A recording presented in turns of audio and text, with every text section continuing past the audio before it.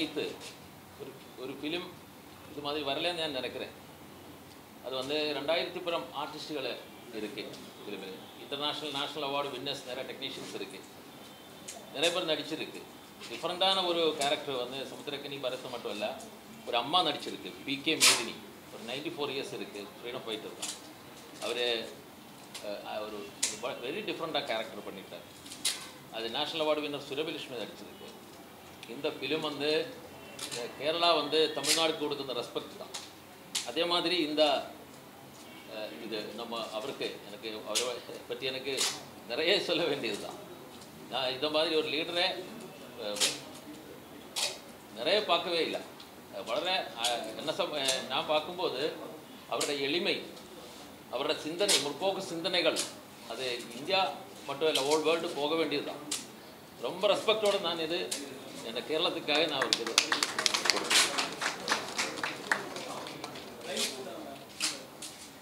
வீர வணக்கம் போட்டுருக்காங்க. வீர வணக்கம் இருக்குது, அது உங்களுக்கு வீர வணக்கம் தான்.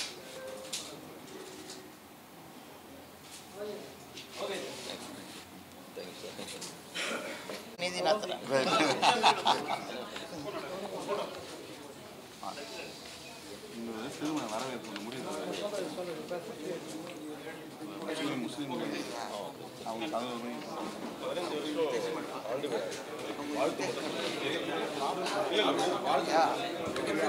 இயக்குனர் அனில் வி நாகேந்திரன்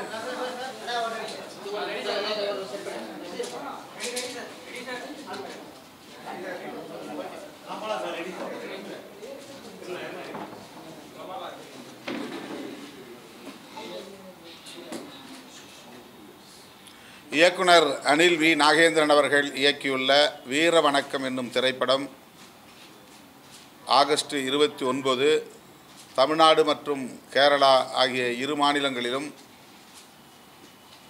திரைக்கு வருகிறது. இயக்குனர் அவர்கள் சொன்னதைப் போல இரு மாநிலங்கள் தொடர்புடைய வரலாற்று நிகழ்வுகளை மையப்படுத்தி எடுக்கப்பெற்ற முதல் தமிழ் திரைப்படம் வீர வணக்கம். பி. கிருஷ்ணபிள்ளை கேரள மாநிலத்தில் கம்யூனிஸ்ட் கட்சி தோன்றுவதற்கு வளர்வதற்கு அடிப்படையாக பணியாற்றியவர். 20 ஆண்டுகளில் கேரளாவில் உழைக்கும் மக்களை அமைப்பாக்கிய பெருமைக்குரியவர். அவருடைய வரலாற்றையும் கம்யூனிஸ்ட் கட்சியின் வரலாற்றையும் சொல்லும் ஒரு திரைப்படமாக இந்த திரைப்படம் இயக்குனர் அனில் வி நாகேந்திரன் அவர்களால் படைக்கப்பட்டு இருக்கிறது.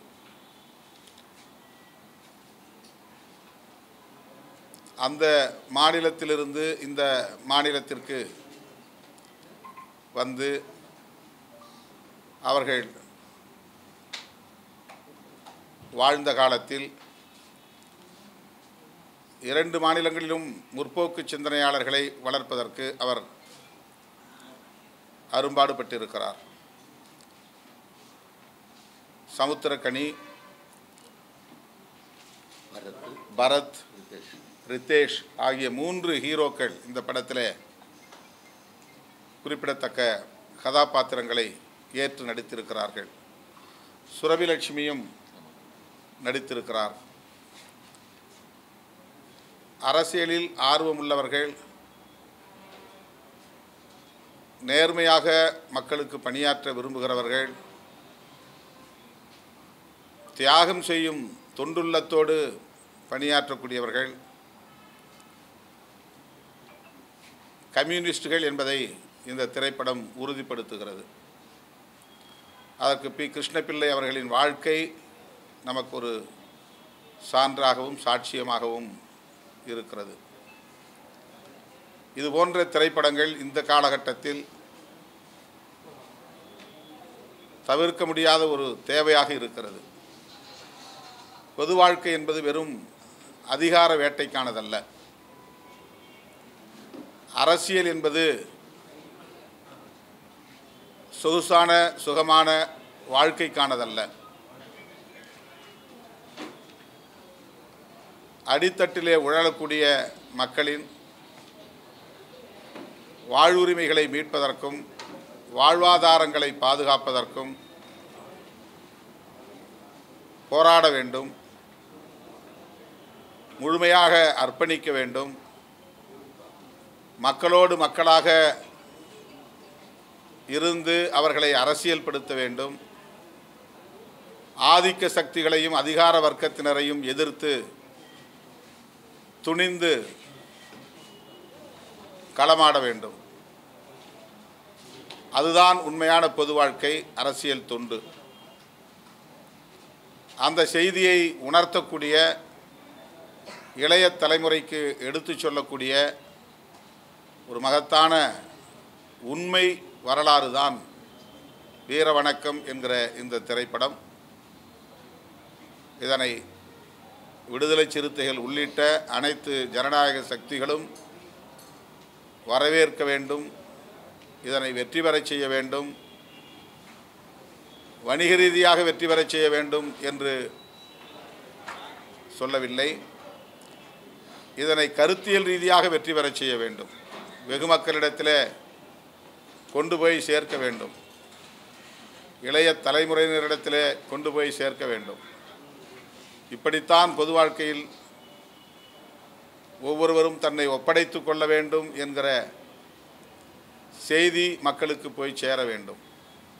அப்படிப்பட்ட ஒரு திரைப்படத்தை, வரலாற்று முக்கியத்துவம் வாய்ந்த திரைப்படத்தை அனில் வி நாகேந்திரன் அவர்கள் தமிழ் மற்றும் மலையாளம் ஆகிய இரு சமூகங்களை சார்ந்த மக்களுக்கு கொடையளித்திருக்கிறார்.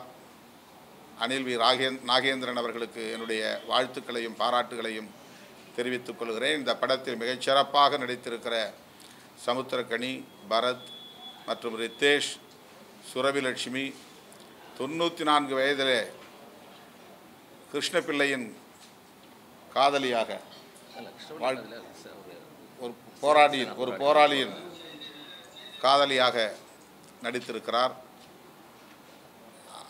அவருடைய அர்ப்பணிப்பு மகத்தானது என்பதை இந்த திரைப்படம் நமக்கு உணர்த்துகிறது. இது காலத்தின் தேவை, வரலாற்றின் தேவை. இந்த திரைப்படத்தை அனைத்து தரப்பாரும் வரவேற்று வெற்றி பெறச் செய்ய வேண்டும் என்று வேண்டுகோள் விடுக்கிறேன். மலையாள சினிமா அரசியல் சமூக கருத்துக்கள் அவங்களுடைய படமாக நாராயணகுரு படமாக பெரிய முக்கிய அம்பேத்கர் நினைச்சார். தமிழ் சினிமாவில் வந்து அயோத்தி பற்றி ஒரு ரெட்டமலை சினிமா விஷுவல் கூட இது வரைக்கும் இல்லை. அதுமாதிரி உங்கள் வாழ்க்கை கூட சினிமா எடுக்கலாம். இப்போ கூட பாமக வாழ்க்கை அந்த மாதிரிலாம் வருமா? உங்கள் வாழ்க்கையை சினிமா எடுத்து இப்போ கூட இதுக்கு பயன்படுத்திக்கிறீங்களா? அது யோசிச்சுட்டு இருக்குது. ஒரு நல்ல ஆலோசனை. திரைப்படத் துறையில் உள்ளவர்களுக்கு நீங்கள் இந்த ஆலோசனையை வழங்கியிருப்பதாக நான் எடுத்துக்கொள்கிறேன். விடுதலை சிறுத்தைகள் கட்சியும் அதை பற்றி சிந்திக்கவும் கடமைப்பட்டிருக்கிறது. வாய்ப்பிருந்தால் விடுதலை சிறுத்தைகள் அதுபோன்ற மகத்தான ஆளுமைகளின் வாழ்க்கையை குறும்படமாகவோ திரைப்படமாகவோ எடுக்க முயற்சிப்போம். உங்கள் வாழ்க்கை சினிமாவாக இருக்கா? உங்கள் ஆரம்ப கால வாழ்க்கை போராட்டங்கள் நீங்கள் கலந்தது எல்லாம் யாரை ஹீரோ வச்சு எடுத்தால் நல்லா இருக்கு? அவரை தான் எடுக்கலாம். அவர் நாம் உயிரோடு இருக்கும்போது நாமளே தான் ஹீரோ. ரைட், அவரோட உயிர் தான் முக்கியம். நீங்கள் எதாவது திரைப்படத்தை பற்றி சொல்கிறீங்க? இங்கே உட்காந்துருக்கீங்களா? இல்லைன்னா ப்ளஸ் இப்படி உட்காந்துங்க. இல்லைன்னா ப்ளஸ் 1940s ஒரு ஸ்டோரி தான் ஒரு பார்ட்டு. இப்போ தமிழ்நாட்டில் சில வில்லேஜில் எல்லாமே ஜாதி பிரச்சனைகளுக்கு இருக்குது. ஆக்சுவலி கேரளா, தமிழ்நாடு என்னோடய ஃபீல் என்னென்னா ஒரு தாய் மக்கள் தான். மலையாளம் தமிழிலிருந்து வந்த லாங்குவேஜ் தான். லாங்குவேஜ் மட்டும் இல்லை, இந்த கல்ச்சரு நம்ம எல்லா வரலாறுங்களும், நீதிக்கான போராட்டங்கள் எல்லாமே ஒரே மாதிரி தான்.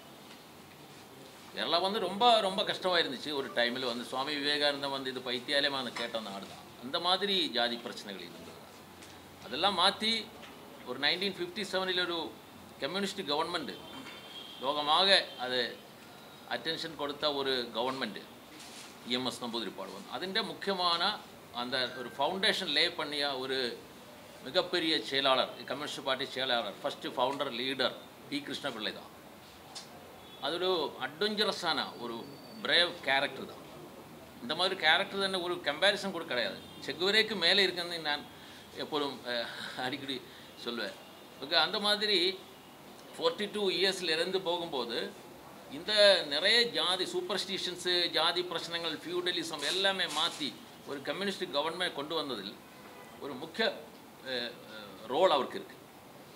அவர் தான் அது அந்த கிருஷ்ணபிள்ளையோட ஸ்டோரி. அவரோட பொண்ணு வந்து தமிழ்நாட்டுக்காரி தான். அதுக்கு யாருக்கும் அது தெரியுமா டவுட் இருக்குது. அவர் கன்னியாகுமரி ஊர் தான், தங்கம்மா.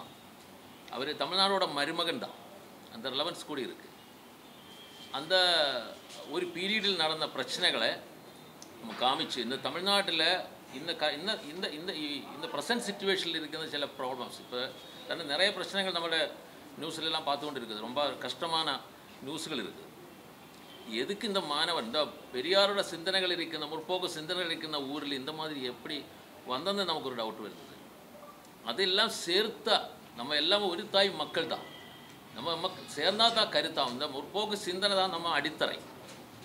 இதெல்லாம் காமிக்குன்னா ஒரு யூனிக் மூவி എന്ന് நினைக்கிறேன்.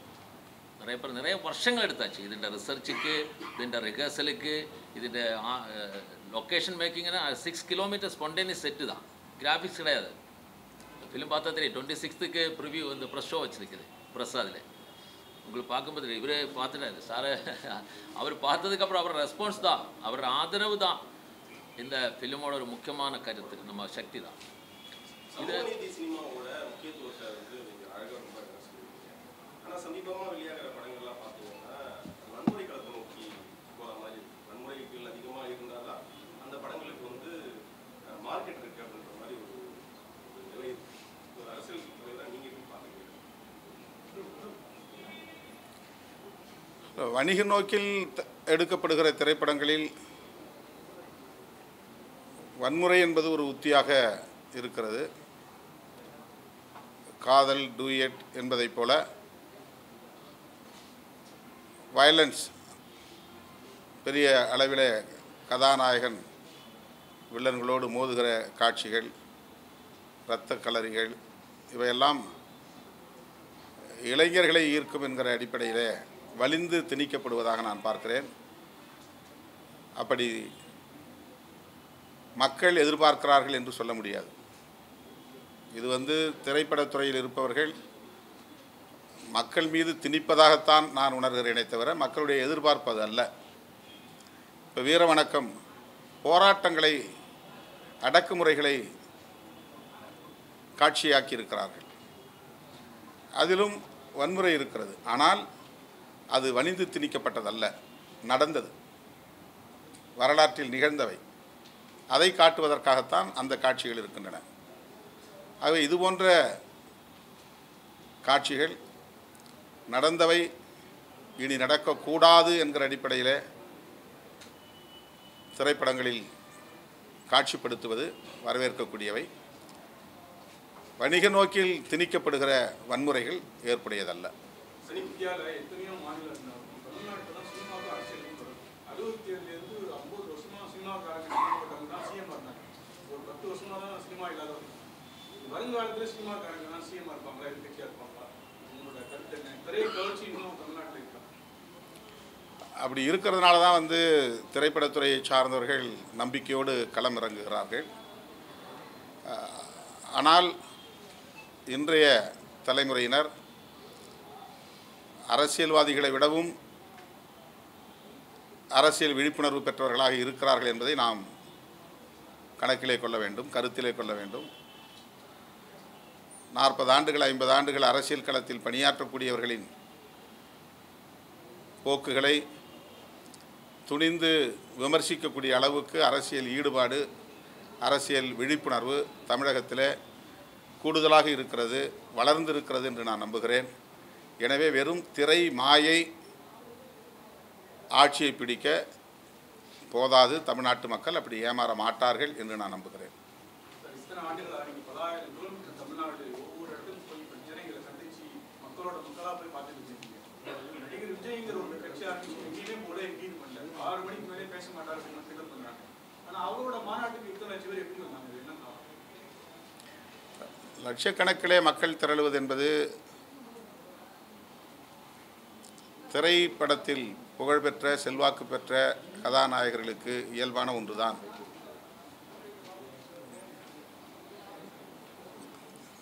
ஆந்திராவிலே சிரஞ்சீவி, பவன் கல்யாண், அதைப்போல தமிழகத்திலே பல தலைவர்கள் இன்றைக்கு நாம் விஜயகாந்த் உட்பட விஜய் வரையிலும் பார்க்கிறோம். ஆனால் அவர்களால் கடைசி வரையில் தாக்கு பிடித்து நிற்க முடிகிறதா என்ற கேள்வி எழுகிறது.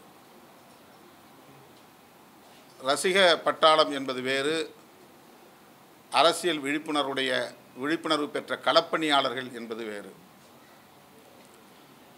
சில லட்சம் பேர் போதாது ஆட்சியை கைப்பற்றுவதற்கு. 5 லட்சத்திலிருந்து 10 லட்சம் பேர் ஒரு இடத்திலே திரண்டால் உங்களுக்கு பிரமிப்பை உருவாக்கும். ஆனால் அது ஆட்சிக்கு பயன்படாது. அதை வைத்து நாம் ஆட்சி மாற்றமே நிகழ்ந்துவிடும் என்று சொல்ல முடியாது. கட்சி தொடங்கி இத்தனை ஆண்டுகள் கடந்த நிலையில் 2 மாநில மாநாடுகளை நடத்தியிருக்கிறார்கள். 1வது மாநாடு 2வது மாநாடு என்று தான் அதற்கு பெயர் சூட்ட முடிந்ததை தவிர கருத்தியல் சார்ந்து அந்த மாநாட்டுக்கு பெயர் சூட்ட முடியவில்லை. அதில் ஒரு ஐடியாலஜிக்கல் கான்செப்ட் இல்லை. நாங்கள் மாநாடு நடத்துகிறோம்னா வெல்லும் ஜனநாயகம் மாநாடு, அதில் ஒரு கான்செப்ட் இருக்குது.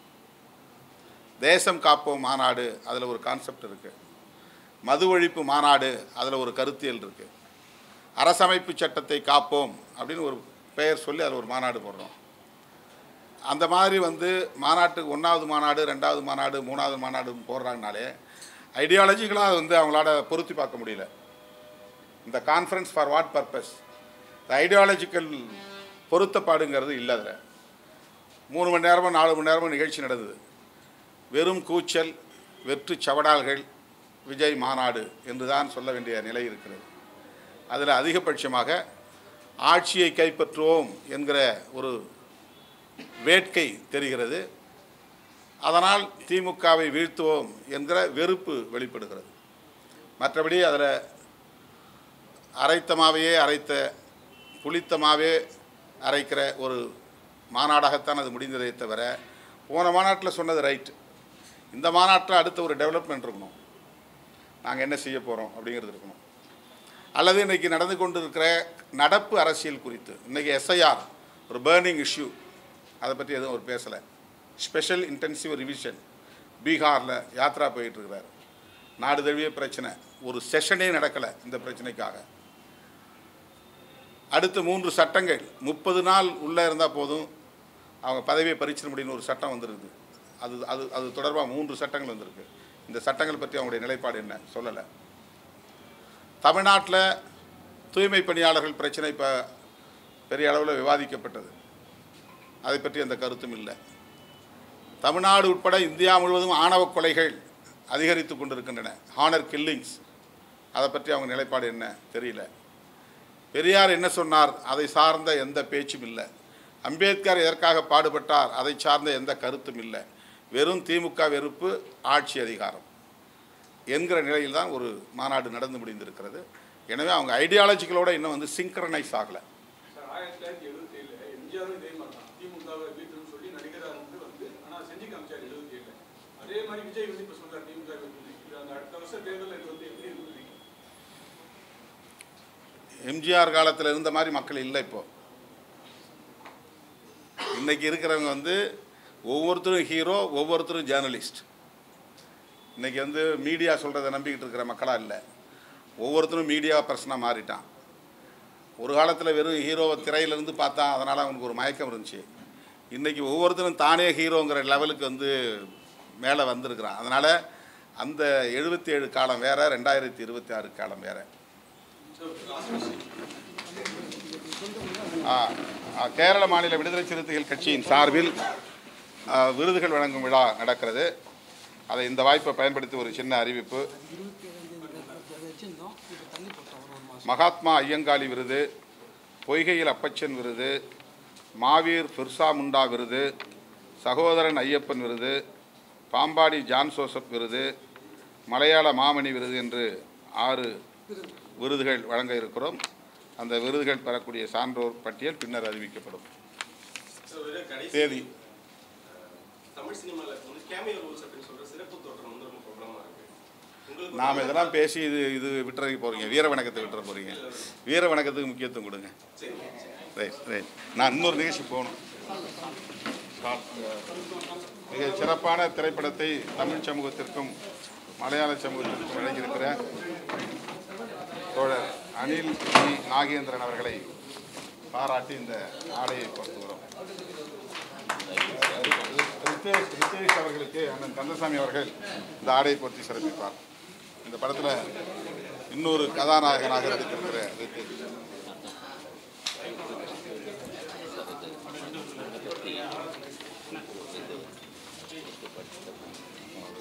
சார், நீங்களே அண்ணா தலைவர் படத்தை வாழ்க்கை வரலாறு நீங்களே எடுத்துருக்கீங்க.